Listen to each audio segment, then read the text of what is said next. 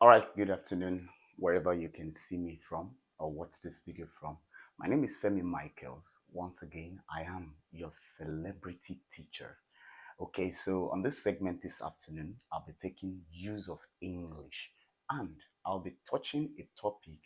Of course, it's written on the board in form of a question.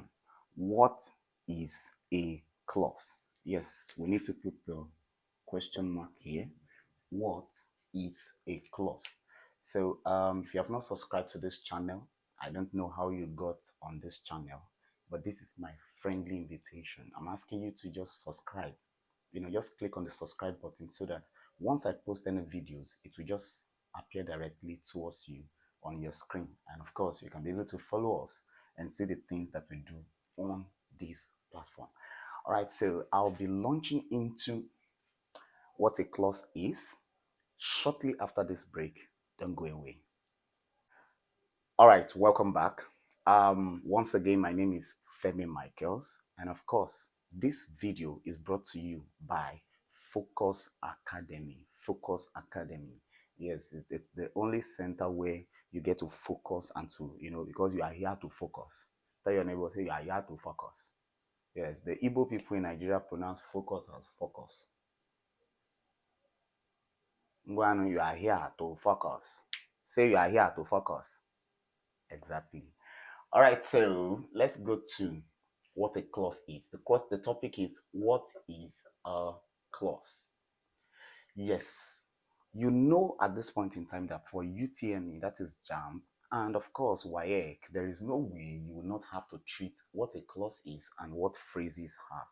Are we together? So invariably in this class, we're going to be picking just the second part, which is a clause.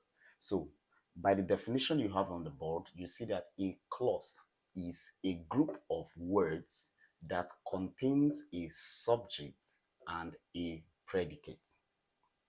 It contains a subject and a predicate. When we say subject, we're talking about the performer of the action. Performer. Then when we talk about predicate, we're talking about the verb plus other particles. Other particles. Other particles. For instance, if I say I ate a bread. I ate a bread. You see this I. I is the performer. The person that ate bread, Abi, that's the performer of the action. So it means that I here is the word, the subject. So a subject can either be a pronoun or it can be a noun. If I don't want to put I can replace myself or my name with this pronoun. So this will become what? Femi. Femi ate a bread. Of course, you know how Femis love to eat bread. Share that bread, ibeji. Bread oni beji. You now remove the nylon. You now cut it into two. You now put butter in the center. Our fapo. You now my dum baje baje. You understand? So basically, you can either say I ate a bread or Femi ate a bread. You observe that when you say I is the person performing the action. When you say Femi, Femi is the person what performing the action. So invariably, this either Femi or I is the word, the subject. Now, you see ate is the verb. Do you get that? And in under normal breakdown, a bread is supposed to be the object, what was eaten. The object is the part of the statement where the action lands on. So, but when we want to look at a predicate, predicate usually starts from the verb, where you have the verb, all the way with other particles that come after it, just the way you have what? Ate a bread. So it becomes ate plus a plus bread. This one, two, three becomes what? The predicate. Are we together? Are you sleeping already? We only just started this class and you're already sleeping. Wake up, collect your money. All right, so having stated that, let's now look at the types of clause. The types of clause, right? There are two main types of clause. The first type of clause is what we call the main or principal clause. What did I call it? The main or principal what? clause. When you say a particular thing is the main thing, it means that it is not lesser, it is the main one. Do you get that? So the main or principal clause. In some textbooks or some teachers will call this independent clause. It does not depend on anything or anyone. Do you get that? It does not depend on any other clause to get its meaning. It can derive its own meaning on its own. Do you get that? So a clause which contains a subject and predicate of its own and can make sense is called what? A main clause. Are we together? So take note that a clause can be the combination of a noun plus verb plus preposition. It can be a combination of a pronoun plus verb plus preposition. It can just even be a verb alone. For instance, when you have the expression go, go. This go, it's a clause. Why? Because the message is complete and there's an action in it. Do you get that? It has the verb in it. So it makes a complete word sense. So if I call someone, I say, hey, oh yeah, go. Take this money, get me rice. Go. It makes complete sense, right? It's a command. So all commands are under what? They're under clause structure. All right. So we can now look at it that a clause which contains which contains a subject and predicate of its own and can make sense is called a main word clause or an independent clause or a principal word clause. So let's look at these examples. I stopped the train. I, subject. Stopped, that's the verb, plus article D plus train. I've told you something about predicate. That predicate is the verb together with other particles. So when you have an expression that has a performer or the subject plus predicate of its own, and that statement makes sense, then that is a main or principal word clause. So I stopped the train. Makes sense. It doesn't need to depend on anything to get its own or any other clause to get its meaning. Now, I tried my best. Anyone listening to this will know that, okay, I tried my best or I did my best. It makes complete sense. I, predicate, what do you call it? Subject, thank you. Then tried is a verb plus my plus best. When you look at the three together, that is what? Predicate. And this is a clause. Now, I sent a letter.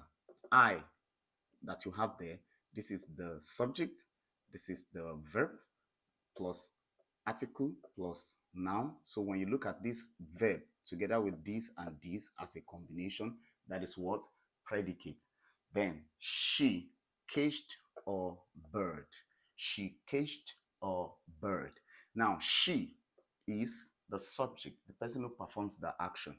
Caged is the past verb plus these other particles makes what? Predicate. And this is the simple way for you to identify a main clause. Now, you will come to understanding this better when I now explain the second type of clause, which is subordinate or dependent clause. This type of clauses they will form their own expressions. It will have a subject, it will have a predicate, but still it will not be able to stand on its own. It will not make meaning, except it now relies on another clause that has its own subject and predicate. So it is the combination of the two that now gives you the complete message that you're looking for. So invariably, that type of clause is a type of clause we call subordinate or dependent clause. Please, at this point, if you have not subscribed to this channel, before I forget, let me quickly remind you, make sure you subscribe, because my intention is to make you happy with the videos I'll be bringing towards you on this platform. Subscribe to the platform, participate in any activity or assignment or classwork. If I give a classwork or something on this platform, just put your answer in the comment section and let's see how this goes. Believe me, I would work towards getting better videos out to you, well explained in a relaxed atmosphere. You get that? And your exam is my preoccupation. You will not fail. I said you will not fail.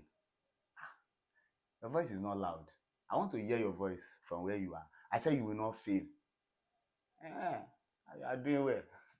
Okay, let's continue now. Subordinate or dependent word clause. Don't forget, we have done the first part. Immediately after this class now, I will summarize. Now, you see here, the full message in the clause is not fully understood. It's just partial. We don't get the full message, except if another clause helps it. That is why you call it dependent. It's a dependent. Do you get that? For instance, somebody should come and say, when I was eating a watermelon. Look at this.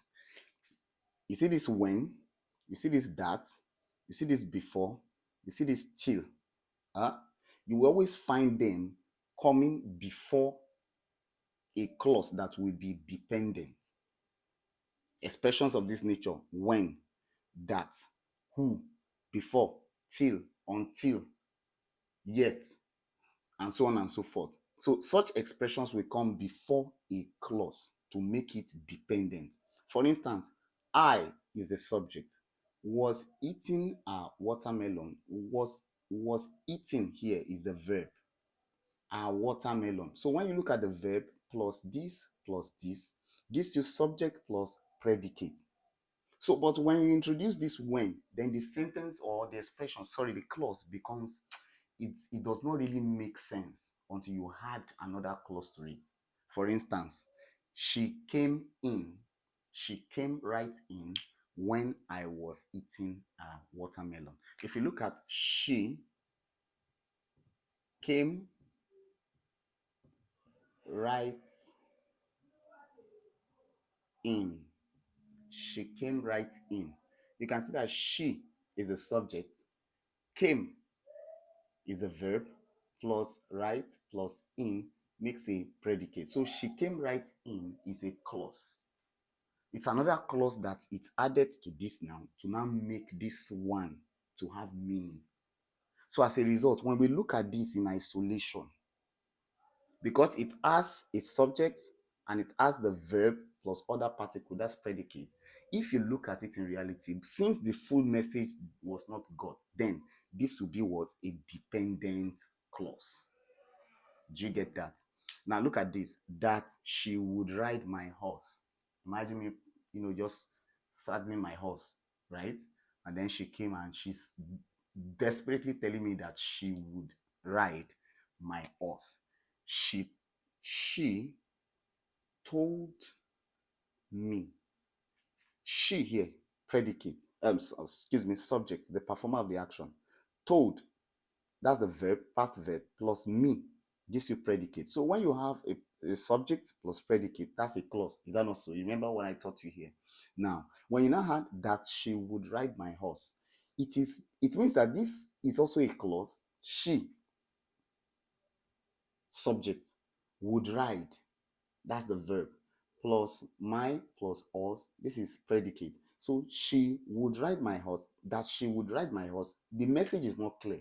This is a dependent clause. It will depend on she told me before you now get that, oh, she would ride my horse, that's what she told me, and then the meaning comes completely. Do you get that? All right, look at this. Before I posted the letter, if I said I read it twice, I read it twice. I, subject, the performer of the action. Read, the verb. Then plus it plus twice becomes predicate. So this is a clause here. Before I posted the letter. Look at I here, subject. Posted is the verb plus D plus letter. You can say that's a predicate. So when you say before I posted the letter, of course, this is a clause. It's supposed to make complete sense, but since it's passing a message, it passes a message, but we still need something else to make it complete. Therefore, when you look at I read it twice before I posted the letter, and you see that the message comes better, then before I posted the letter will become what? A subordinate or dependent clause. Now look at this. Till you come to realization. Repeat, you say till you come to realization.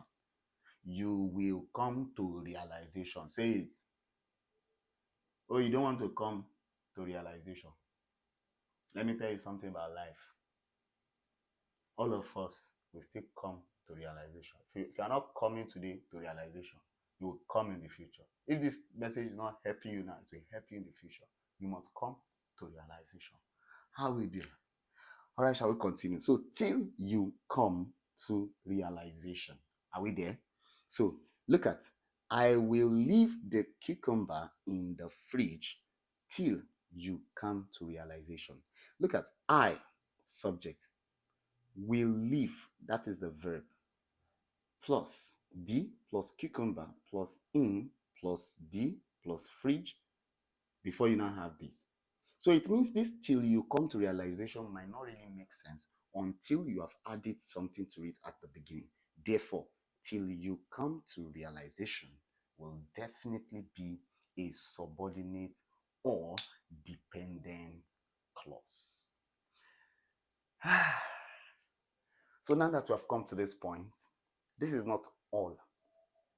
You'll be shocked to note that this subordinate or dependent clause, as you have it over here, now has types. It has types. Okay? You're still going to be coming to the noun clause, you'll be coming to the adjective clause, and you'll be coming to the what? To the adverb clause. Do you get that? So for instance, this now, when I was eating a watermelon, this is an adverbial or adverb clause of time. Adverb clause of time, right? If you observe, you will discover that that is the grammatical name. For those of you in WAEC or even in JAM, they could give you a passage and ask you what is the grammatical name and what is the grammatical word function. Are we together? So it means it was talking about, if you look at the full sentence, then